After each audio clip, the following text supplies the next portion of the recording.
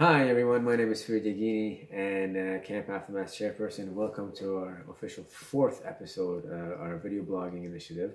And less than 38 days to go to Roto 1. We have five participants lined up. They're in the final processes of getting prepped, signing off the waivers, and the mental health expert is ready to go.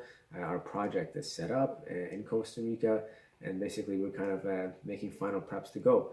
On the topic of Costa Rica, we're just going to take today to talk about, a lot of people ask why Costa Rica and then why do we even have to go there and what is the purpose of it.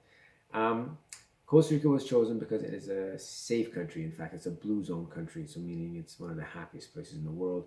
But moreover, the whole idea of it is the kind of the deployment factor of going somewhere where there's absolute poverty. That's very important. So we're simply using Costa Rica as a catalyst to get into the minds of the participants of like the kind of impact they can have on some positive impact they can have on someone's life without the requirement of a weapon or something bad happening. And moreover, while we're there, we actually, riding the wave of that catalyst, we help facilitate and enroll these participants back here in Canada in nonprofits and charities, because that's really the long term of it. Costa Rica is simply the catalyst. It's not about having to come back to Costa Rica to do this. It's about simply using it. The Costa Rican Humanitarian Foundation is our sister charity there in Costa Rica, and that's all they do. They bring in volunteers and they help improve the living standards of these people. So it's not about us going there to feel good and just leaving these people behind. Whatever project we start, someone else is going to be coming up to follow up on it. That's very important because a lot, volunteerism got a very bad rep back in the day. From people from the West just going to take some selfies with some desolate people and then just feel good about themselves and come back home. Costa Rica also has a very laid back feel to it, the people, the culture, and as part of our project, when we go down there, we don't just we don't stay at the hotels. We stay where the locals stay. We eat what they eat. We really integrate into that culture, and it really has proven to create a sense of empathy and gratefulness for what we have and see what really makes people happy, because we're all human. What makes these people happy.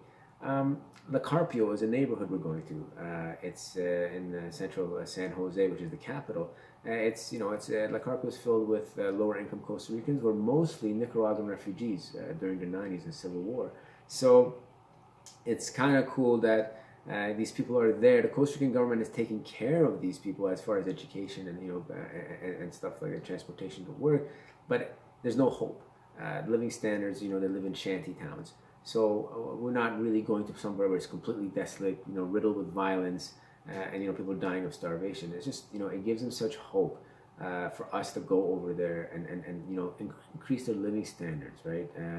If you're just constantly thinking about the next meal and survival, you're not really thinking about like dreams and passions and stuff like that, right? The Costa Rican Foundation, Humanitarian Foundation, what its purpose is that when these kids come home, when these families come home from work, it gives them somewhere to go, something to do to increase their living standards as a whole, as a collective, versus, if these kids are just wandering the streets, it's a perfect neighborhood for drugs and gangs to come and recruit these kids and young people.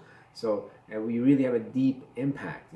Our project on Roto 1 is going to be basically doing a prefab house. These people are living in a shanty town, water is rolling through their floor, and we're just simply going to take a couple of days. The human aspect of it, we're gonna build a prefab house. With the help of some foremans over there and stuff like that. So the guys are really excited about this. You know what I mean? And then we're going to go to the tribal mountains, and we're going to help the indigenous folks with some reforestation projects. We're going to visit some animal sanctuaries, some dog sanctuaries, and help them out. So a lot of people ask why Costa Rica, and that's really the reason why. It's not about us going to Costa Rica, staying there, participants having to go back there.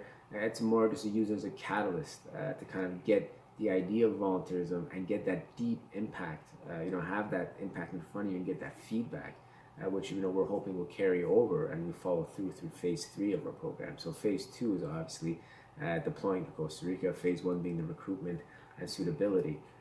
So that's basically it for this episode, guys. Thank you so much. Please subscribe to our channel, and I'll see you next week.